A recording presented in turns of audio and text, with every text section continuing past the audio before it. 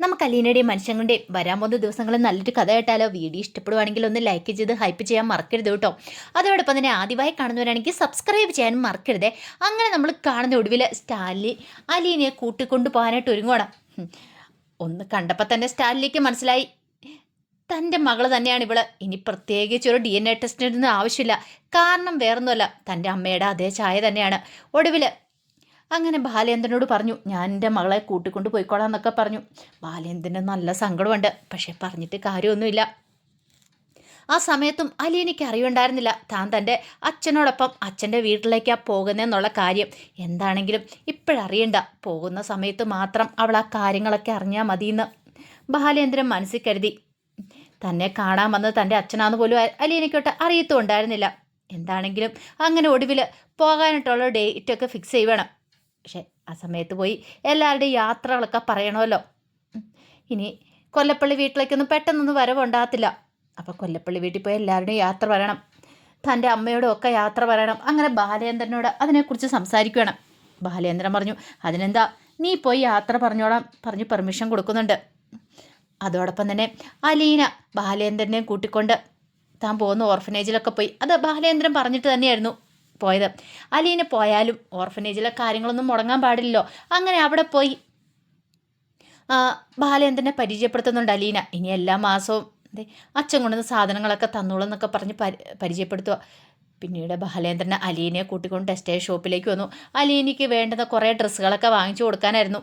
അവൾ പോകുമല്ലേ, അവിടെ ചെന്നാലും അവൾക്കൊന്നിനും ഒരു കുറവ് വരില്ല എന്നൊക്കെ ഒരു ചിന്തയായിരുന്നു ബാലേന്ദ്രൻ്റെ മനസ്സിൽ. പക്ഷേ അലീനയ്ക്ക് അങ്ങനെ കൂടുതൽ ഡ്രസ്സ് എടുക്കുന്നതിനോടൊന്നും ഒരു താല്പര്യവും കാര്യങ്ങളും ഒന്നും ഉണ്ടായിരുന്നില്ല. പിന്നീട് അവൾ കടപ്പാട്ടിരുന്ന് നേരെ കൊല്ലപ്പള്ളി വീട്ടിലേക്ക് പോകുന്നുണ്ട്. മണിശങ്കറിനാണ് ഭയങ്കര ടെൻഷനായിരുന്നു അലീന പോകുകയെന്ന് അറിഞ്ഞപ്പോൾ തന്നെ. കാരണം അവൾ അവളുടെ അച്ഛൻ്റെ അടുത്തേക്കാണ് പോണേ. ഇനിയിപ്പോൾ അവൾ ഇങ്ങോട്ടേക്ക് വരത്തില്ല. ഇനിയിപ്പോൾ അവളെ തനിക്ക് അങ്ങനെ കാണാൻ പറ്റുമോ എന്നറിയത്തില്ല. അവിടെ ചെന്ന് കഴിഞ്ഞിട്ടുണ്ടെങ്കിൽ അയാളുടെ സ്വഭാവം എന്താ എങ്ങനെയാണെന്നും അറിയത്തില്ല. ഒന്നാമത്തെ കാര്യം ഒരു പട്ടാളക്കാരന്, അപ്പോൾ അതിൻ്റേതായ ചിട്ട നിയമങ്ങളൊക്കെ കാണുമായിരിക്കും. ഇനി ഇവളെ വേറെ ആർക്കെങ്കിലും കല്യാണം കഴിച്ചു കൊടുക്കുമോ എന്നൊക്കെ ഒരു ചിന്തയും കാര്യങ്ങളൊക്കെ ഉണ്ടായിരുന്നു. ഒടുവിൽ അലീനയോട് മനു അത് പറയുകയും ചെയ്തു. കൊല്ലപ്പള്ളി ചെന്ന് കഴിഞ്ഞപ്പോൾ, നിന്നെ ഇനി കാണാൻ പോലും കിട്ടത്തില്ലായിരിക്കുമല്ലേ, നീ ഇനി ഇങ്ങോട്ടേക്ക് വരത്തൊന്നും ഇല്ലായിരിക്കുമല്ലേ എന്ന് ചോദിച്ചപ്പോൾ അലീന പറഞ്ഞു, അതെന്താ മനുവായിട്ട് അങ്ങനെ പറയണേ, ഞാൻ ഇങ്ങോട്ടേക്ക് വരാതെ എവിടേക്ക് പോകാനാ, ഞാൻ ഇടയ്ക്ക് വരും, എനിക്ക് എല്ലാവരെയും കാണണമെന്നൊക്കെ തോന്നും വരും. അതവിടെ ഞാൻ ജോലിക്ക് പോകുന്നതല്ലേ, അല്ലാതെ വേറൊന്നും അല്ലല്ലോ എന്ന് പറഞ്ഞു. മനുവിന് നല്ല ടെൻഷനാണ്. ഒടുവിൽ വൈജയന്തിയോട് പോയി യാത്ര പറയുന്നുണ്ട്. ഞാൻ പോകുക മാഡം, മാഡം അങ്ങോട്ടേക്ക് തിരികെ പോരെ, ഇനിയിപ്പം ഞാനൊരു ശല്യമായിട്ട് വരത്തില്ല എന്ന് പറഞ്ഞപ്പോൾ വൈജയന്തിയോടെ കട്ടക്കലിപ്പിലായിരുന്നു.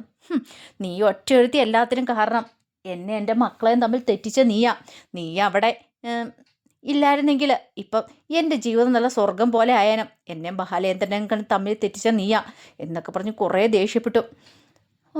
അത് മാത്രമല്ല അലീനയെക്കുറിച്ച് വളരെ മോശമായ രീതിയിൽ അലീനയെക്കുറിച്ചും അലീനയുടെ അമ്മയെക്കുറിച്ചും പ്രസവിച്ച സന്തതിയല്ലേ നീ എന്നൊക്കെ പറയുമ്പോൾ അലീനയ്ക്ക് സഹിക്കുമോ? അലീന പറഞ്ഞു, അങ്ങനെ പറയാനുള്ള യാതൊരു റൈറ്റ്സും മാഡത്തിനില്ല. മാഡം ഒന്ന് തിരിഞ്ഞു നോക്ക്, കുറേ വർഷങ്ങൾക്ക് മുമ്പ് ആഗ്രഹം വെച്ച് എന്താ സംഭവിച്ചതെന്ന്, മാഡത്തിൻ്റെ ജീവിതത്തിൽ സംഭവിച്ചെന്താന്ന് മാഡം ഒന്ന് തിരിഞ്ഞു നോക്കുവാണെങ്കിൽ മാഡത്തിന് കാര്യങ്ങളൊക്കെ വ്യക്തമായിട്ട് മനസ്സിലാവുമെന്ന് പറഞ്ഞു. എന്നെ പഴിചാരുന്നതിന് മുമ്പ് അതും കൂടെ ഓർത്താലൊന്നും നല്ലതാ. ഇത്ര വലിയൊരു അടിയ വൈജയന്തിക്ക് കിട്ടാനില്ല. അലീന നേർക്ക് എന്നാ പറയണേ. അതെ, ഞാൻ അവിടെ വന്ന കാലം മുതൽ മാഡത്തിനെ ഞാൻ എൻ്റെ അമ്മയായിട്ടാണ് കണ്ടിട്ടുള്ളൂ. ഈ നിമിഷം പോകുന്ന സമയത്ത് ഞാൻ അങ്ങനെ തന്നെയാണ് കാണുന്നത്.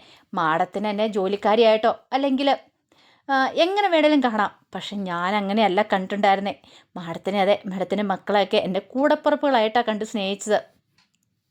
ഇനി പോകുമ്പോഴും അങ്ങനെ തന്നെയാണ്. ഇനി എപ്പോഴാണെങ്കിലും എൻ്റെ മനസ്സിൽ മാഡം എൻ്റെ അമ്മ തന്നെയായിരിക്കും, അതിനൊരു മാറ്റം ഉണ്ടാകാൻ പോകുന്നില്ലെന്നൊക്കെ പറഞ്ഞു കഴിഞ്ഞപ്പം വൈജയന്തി ഒരു അന്താളിപ്പോട് കൂടിയിട്ടാണ് അലീനയെ നോക്കുന്നത്. ഇത്രയൊക്കെ താൻ ദേഷ്യപ്പെട്ടിട്ട് പറഞ്ഞിട്ടും ഇവളിങ്ങനെയൊക്കെയാണല്ലോ പറയുന്നത്. ഒടുവിൽ വൈജയന്തി പറഞ്ഞു, നീ എന്നെ അമ്മയായിട്ടൊന്നും കാണണ്ട, അതിനുള്ള ഒരു യോഗ്യതയും നിനക്കില്ല എന്ന് പറഞ്ഞു. അലീന പറഞ്ഞു, ആയിക്കോട്ടെ, യോഗ്യത ഇല്ലായിരിക്കും, പക്ഷെ എന്നെങ്കിലും മാഡം യോഗ്യത ഉണ്ടോ ഇല്ലയോ എന്നുള്ള തിരിച്ചറിയും കാര്യങ്ങൾ എന്നൊക്കെ പറഞ്ഞു. പിന്നീട് സൗദാമിനി മുത്തശ്ശിയുടെ അടുത്ത് ചെല്ലുന്നുണ്ട്. മുത്തശ്ശിയുടെ അടുത്ത് ചെന്നപ്പോൾ മുത്തശ്ശി കെട്ടിപ്പിടിച്ച് കരയുക. കാരണം മുമ്പത്തെ പോലെയല്ല, ഇപ്പം കാര്യങ്ങളൊക്കെ അറിയാം. തൻ്റെ മകളുടെ മകളാണ് അലീന എന്നുള്ള സത്യങ്ങളൊക്കെ അതെല്ലാം മുത്തശ്ശി മനസ്സിലാക്കിയിട്ടുണ്ടായിരുന്നല്ലോ. ഒടുവിൽ മുത്തശ്ശി അലീനെ കെട്ടിപ്പിടിച്ച് കരയുവാണ്. ഞാൻ കാര്യങ്ങളൊക്കെ അറിയാൻ വൈകിപ്പോയി, എന്നോട് ക്ഷമിക്കണം. ഞാൻ എന്തേലും തെറ്റുകൾ മോളോട് ചെയ്തിട്ടുണ്ടെങ്കിൽ എന്നോട് പൊറുക്കണം എന്നൊക്കെ പറഞ്ഞിട്ട് കുറേ ക്ഷമയും കാര്യങ്ങളൊക്കെ ചോദിക്കുന്നുണ്ട്. അലീനയല്ലേ, അവൾക്ക് ഇതൊക്കെ വല്ല പ്രശ്നമുള്ള കാര്യമാണോ? എന്തൊക്കെ അനുഭവിച്ചിരിക്കുന്ന യാതനകൾ. അതുകൊണ്ട് അലീനയ്ക്ക് അതൊന്നും ഒരു പ്രശ്നമായിരുന്നില്ല. അലീന പറഞ്ഞു അതൊന്നും സാരമില്ല, അതൊന്നും ഓർത്ത് വിഷമിക്കേണ്ടെന്നൊക്കെ പറഞ്ഞ് സമാധാനിപ്പിച്ചു. അതുപോലെ തന്നെ കമലയോടും യാത്ര പറഞ്ഞപ്പോഴത്തേനും കമല പറഞ്ഞു, ഓ നീ പോയി കിട്ടിയാൽ മതി എന്നോർത്താണ് ഞാനിവിടെ ഇരിക്കുന്നത്. കമലയുടെ മനസ്സിലെ വിചാരം വേറൊന്നുമല്ല, അലീന പോകുവാണെങ്കിൽ കടപ്പാട്ട് വീട്ടിലേക്ക് വൈജയന്തി തിരികെ പോയിക്കോളും. പിന്നെ വൈജയന്തിയുടെ ശല്യം ഇവിടെ ഉണ്ടാകത്തില്ല. അല്ലെങ്കിൽ തന്നെ വൈജയന്തി കാരണം ഒരു പൊറുതി ഇല്ലാതിരിക്കുക. അവളൊന്ന് പോയി കിട്ടണമെന്ന് പ്രാർത്ഥിച്ചിരിക്കുക എത്രയും പെട്ടെന്ന്. അപ്പം അലീനെ പോവുകയാണെങ്കിൽ തനിക്ക് സമാധാനമായല്ലോ. അതുകൊണ്ട് എത്രയും പെട്ടെന്നൊന്ന് പോയാൽ മതി എന്ന് മാത്രമേ ഉണ്ടായിരുന്നുള്ളൂ. പക്ഷെ മനുവിന് ഭയങ്കര ടെൻഷനായിരുന്നു. മനു അലീനയും കൊണ്ട് പുറത്ത് പോകുന്നുണ്ട്. പുറത്ത് പോയി അവരൊരു ഷോപ്പിൽ കയറി കുറച്ച് സാധനങ്ങളൊക്കെ അലീനയ്ക്ക് മനു വാങ്ങിച്ചു കൊടുക്കുന്നുണ്ട്. അതുമാത്രമല്ല ഹോട്ടലിൽ കയറി ഫുഡൊക്കെ വാങ്ങിച്ചു കൊടുത്ത് കുറേ സമയം സംസാരിക്കുന്നൊക്കെ ഉണ്ട്. മനുവിന് ഭയങ്കര ബുദ്ധിമുട്ടായിരുന്നു. അതുകൊണ്ടാണ് മനു അങ്ങനെയൊക്കെ ചെയ്യുന്നത്. അങ്ങനെ അലീന വീട്ടിലേക്ക് വന്നപ്പോൾ കുട്ടികൾക്കാണേലും ബബിതയ്ക്കും കൃഷ്ണയ്ക്കും എല്ലാവർക്കും ഭയങ്കര വിഷമമാണ്. എന്ത് ചെയ്യണമെന്ന് പോലും അറിയത്തില്ല. പിന്നീട് കൃഷ്ണമോൾക്കാണ് സങ്കടം സഹിക്കാൻ പറ്റിയില്ല. സ്വന്തം ചേച്ചിയാണ് പോകുന്നത്, ഒരമ്മയുടെ മക്കളാണ്. ഒടുവിൽ അലീനയുടെ മുറിയിലേക്ക് കൃഷ്ണമോൾ വന്നു. കൃഷ്ണമോൾ വന്നിട്ട് പറഞ്ഞു, ചേച്ചി ഇവിടുന്ന് പോവണ്ടായിരുന്നു, ചേച്ചി പോവാതിരിക്കുന്നു നല്ലത്. അലീന പറഞ്ഞു, ഞാൻ പോയില്ലെങ്കിൽ ഇവിടെ എങ്ങനെ മോളെ കാര്യങ്ങളൊക്കെ നടക്കുന്നത് നിനക്കറിയാലോ. ഞാൻ പോയെങ്കിലല്ലേ അമ്മ ഇങ്ങോട്ടേക്ക് തിരികെ വരുള്ളൂ. അമ്മ ചേച്ചിയുടെയും കൂടെ വീടല്ലേ ഇത്? ചേച്ചി ഇവിടെ നിൽക്കേണ്ടതല്ലേ? അമ്മയുടെ മോള് തന്നെയല്ലേ ചേച്ചി? അപ്പം പിന്നെ ചേച്ചിക്കൂടെ അവകാശപ്പെട്ട വീടല്ലേ, സ്വന്തം അമ്മയല്ലേ എന്ന് ചോദിച്ചു. ഇത് അപ്പോഴേക്കും അലീന പെട്ടെന്ന് കൃഷ്ണയുടെ വായം കൂടെ പൊത്തുക. ആ സമയത്താണ് ഭവിതി അങ്ങോട്ടേക്ക് വരുന്നത്. ഭവിതി അത് കേട്ടു. ഒരു നിമിഷം ഭവതി ഒന്ന് ഞെട്ടിപ്പോയി. ഭവതിക്ക് കേട്ടത് വിശ്വസിക്കാൻ പറ്റിയില്ലേ. അപ്പം തൻ്റെ അമ്മയുടെ മോളാണോ അലീന ചേച്ചി എന്നൊരു ചിന്ത മനസ്സിലേക്ക് വരുവാണ്. എല്ലാം കൂട്ടി വായിക്കുമ്പോഴത്തേനും ഭവിതയ്ക്ക് ആകെപ്പാടെ ടെൻഷനായിപ്പോയി. എന്ത് ചെയ്യണമെന്ന് പോലും അറിയത്തില്ല. അപ്പം ഇത്രയും നാളും ഉത്തരം കിട്ടാതിരുന്ന ആ പല ചോദ്യങ്ങൾക്കുള്ള ഉത്തരം ഭവിതയ്ക്ക് കിട്ടുവാണ്. ഒടുവിൽ കൃഷ്ണനെ ആശ്വസിപ്പിച്ചിട്ട് അലീന പുറത്തേക്ക് ഇറങ്ങി വരുമ്പോഴത്തേനും ഭവിത ആകെപ്പാടെ ടെൻഷനോടുകൂടി നിൽക്കുക. പിന്നീട് ഇതിനെക്കുറിച്ച് ഭവിത അലീനയോട് ചോദിക്കുന്നുണ്ട്, സത്യം പറ അലീന ചേച്ചി ആരാ? എനിക്കറിയണം, എനിക്കറിഞ്ഞേ മതിയാവുള്ളൂ പറഞ്ഞു. അത് പിന്നെ മോളെ ഞാൻ വേണ്ട, ഇത് കൃഷ്ണയുമായിട്ട് അലീന ചേച്ചി സംസാരിക്കുന്നത് ഞാൻ കേട്ടു. എൻ്റെ അമ്മയുടെ മോളാണോ അലീന ചേച്ചി എന്നങ്ങനെ തുറന്നടിച്ച് ചോദിക്കുന്നുണ്ട്. ഒടുവിൽ അലീനയ്ക്ക് അത് സമ്മതിക്കേണ്ടതായിട്ട് വന്നു.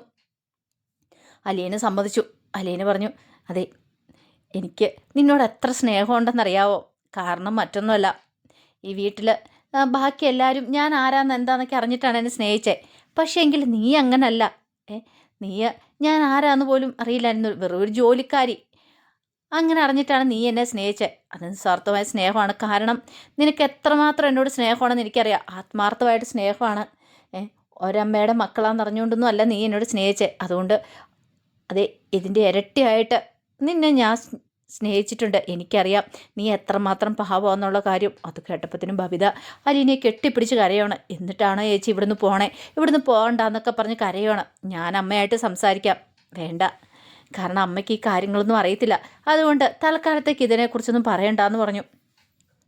ഭവിതയ്ക്ക് വല്ലാത്തൊരു ഷോക്കായിരുന്നത്. ഭവിതയും പ്രതീക്ഷിച്ച കാര്യമല്ലല്ലോ.